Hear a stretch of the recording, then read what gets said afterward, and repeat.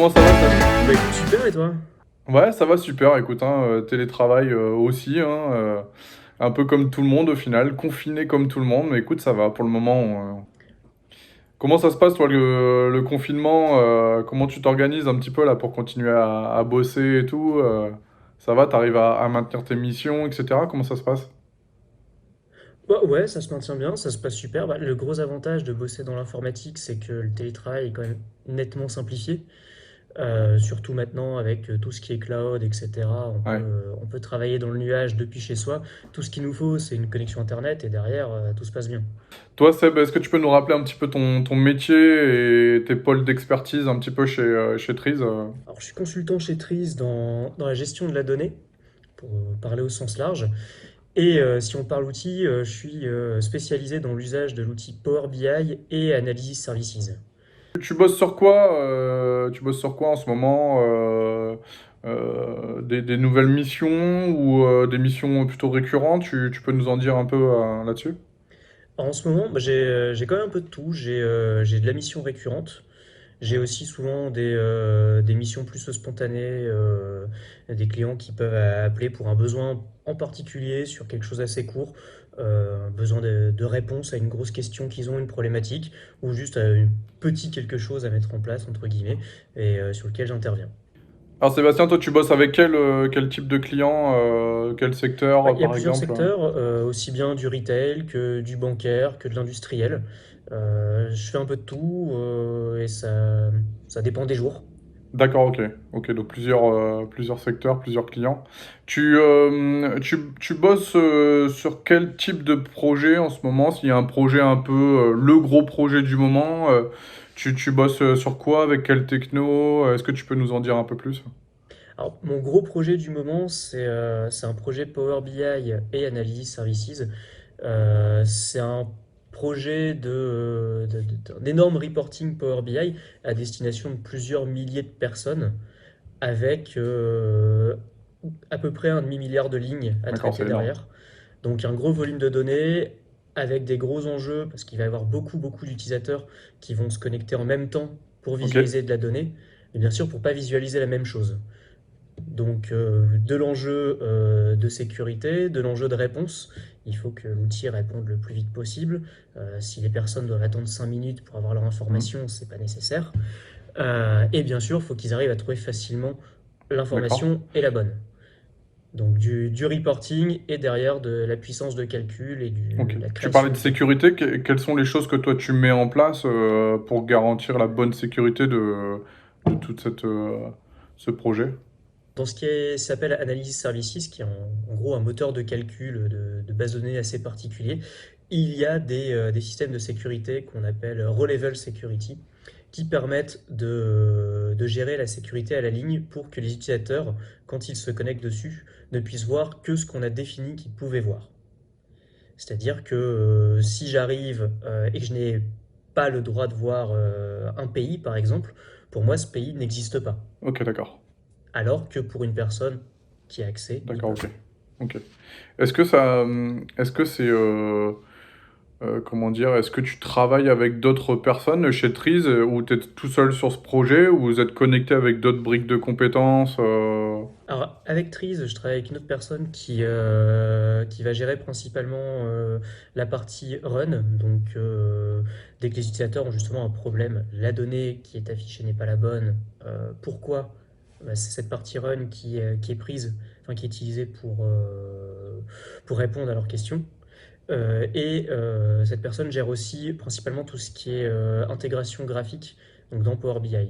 D'un côté, donc je te parlais, il y avait un moteur de calcul. Ce moteur de calcul, il est mis en place, il tourne, on le modifie, mais il faut quelque chose pour l'afficher. Et on se sert de Power BI et lui il fait principalement donc, des modifications dans Power BI pour pouvoir permettre aux Ok, utilisateurs de d'accord. voir leurs données. Ok. Là, c'est pas d'un point de vue métier, mais plutôt organisation interne. Comment ça se passe en fait quand bah, Trees et un peu tout le monde veut continuer à avancer, mais sachant qu'on peut pas trop se voir, on peut pas se voir avec le client, etc.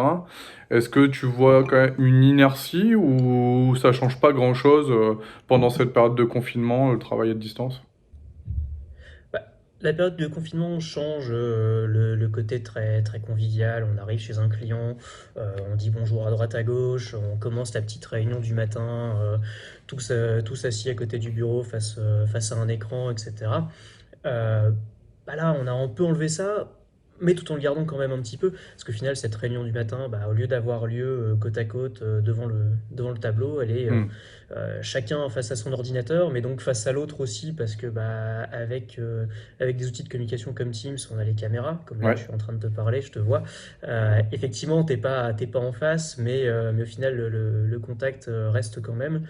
Et du coup, bah, le télétravail, au final, le confinement, ne change pas trop, trop, trop nos habitudes de Ok. travail. Est-ce que du coup, tu vois, alors c'est une question qui est un peu, qui est pas évidente, est-ce que tu vois un intérêt au confinement? Est-ce qu'il y a des avantages concrets, qu'importe soit-il, et est-ce que c'est des avantages écologiques ou pas, etc. Mais est-ce que tu vois des avantages dans un confinement qu'on est en train de vivre? Bah, le premier avantage que je vois, c'est effectivement d'un point de vue nature, avec tout ce qui est à l'arrêt, on voit clairement que les pics de pollution ont Ouais, énormément diminué. Donc ça, c'est un côté positif. Et après, si je parle pour nos métiers, le fait d'avoir poussé énormément les entreprises à très vite, très très vite mettre en place le télétravail, j'espère que ça va donner quelque chose de bon pour après et qu'on va pouvoir se rendre compte que bah, le télétravail, c'est pas une tare, c'est pas un risque de perdre un contrôle hmm. et une organisation de ses collaborateurs, mais une façon différente de travailler qui fonctionne, qui peut fonctionner et qui est importante à mettre en Toi, place si tu dans pouvais une choisir, période confinée. tu proposerais chez Trees de mettre en place, par exemple, un jour de télétravail. C'est quoi? Tu verrais quoi comme rythme? Bah, je pense que ça dépend beaucoup de ce qu'on fait et des clients. Par exemple, pour quelqu'un qui est 5 jours par semaine chez le même client, 1, 2 journées de télétravail, c'est absolument pas choquant, je trouve. Pour moi qui saute de client en client, ça peut être un peu plus compliqué. Ouais, Parce qu'en fait, j'ai un client très fixe, oui. mais pas sur toute la semaine. Et après, j'ai plein de petites missions sporadiques. Donc forcément, ces missions plus spontanées, c'est compliqué de les faire en télétravail, surtout quand ça démarre.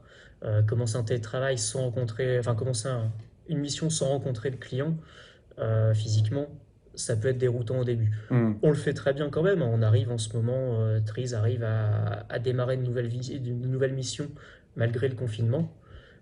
Mais je pense que à la fin du confinement, les clients et nous-mêmes aussi, on préférera au moins ce premier contact en direct. Un bon équilibre entre les deux, ouais. Hmm. C'est ça. Ok, ok, ok. Et donc là, on a parlé boulot, sérieux, tout ça, c'est bien, tu travailles bien à la maison et tout. Bon, et sinon, à côté de ça, toi, comment tu fais pour garder la forme mentale, physique, enfin là où... Est-ce qu'il y a des choses qui t'arrives à trouver un peu qui te font du bien? Enfin, moi, je vois, au bout de 2 jours comme ça, sans bouger, j'ai envie de courir, j'ai envie de courir dans ma résidence et tout. Mais est-ce que toi, t'as un peu des conseils un peu pour garder la forme Ouais, je fais un petit peu de sport, hein, c'est-à-dire quelques pompes, quelques abdos, mais on va pas non plus déconner. Ça reste un petit appart, je vais pas me mettre à faire un marathon, hein. Non, j'en ai profité pour me remettre à lire beaucoup, quelque chose que je ne faisais plus. Donc j'ai eu la chance juste avant le confinement d'avoir reçu un gros gros paquet de BD que j'avais commandé, donc je relis plein Super. de choses. J'en ai profité, des trucs tout cons, pour faire du tri dans plein de trucs. J'avais des classeurs et des classeurs de paperasse, donc ça fait du bien de faire du ménage aussi. Et puis après, bah, avec ma copine qui est là, on joue à Mario Kart, on regarde des trucs à la télé, on dit beaucoup de conneries. Et non, non, en fait, ça se passe plutôt bien et on rigole bien, le temps passe pas lentement. Bon, ça va alors. J'avoue que moi j'ai rallumé la Xbox aussi, la Xbox 360. Je joue à FIFA 2014. Bon, il y a quelques petites ruptures d'équipe et de joueurs, mais bon, Ouais, ça moi marche je quand suis pas même trop bien. FIFA, j'ai la Switch sur laquelle j'ai relancé une partie sur le Zelda qui était sorti sur Switch, qui fait passer pas mal de temps, hein.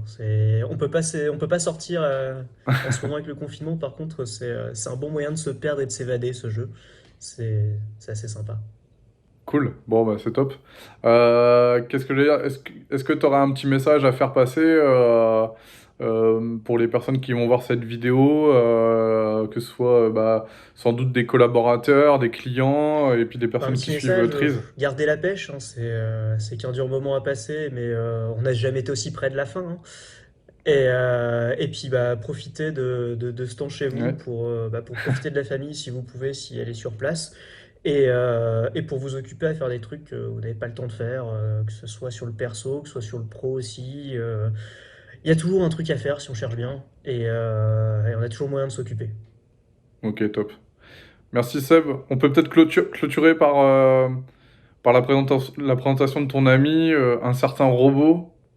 Tu m'en as parlé tout à l'heure. Ouais, alors il est à côté de l'ordi normalement, il me surveille, c'est mon contremaître, c'est R2, c'est un R2 en Lego. Voilà. Top. Donc À savoir que tu es un gros collectionneur de Lego, il y en a partout dans l'appartement, c'est même un sujet de il y en conflit. a partout dans l'appart. Je sais pas si on voit bien à la caméra. Alors voilà, il y a un petit meuble là-bas, une étagère qui est remplie de Lego. Au-dessus de l'ordi, il y en a plein aussi. À côté, il y en a partout. Il y en a vraiment partout. Cool Seb, merci pour ton temps. Et puis bah, écoute, je te souhaite un bon confinement, comme on dit en ce moment. Et puis on se dit à bientôt de toute façon. Ça marche, bah merci à toi. À bientôt, Henri. Allez, salut. Salut Seb. Ciao.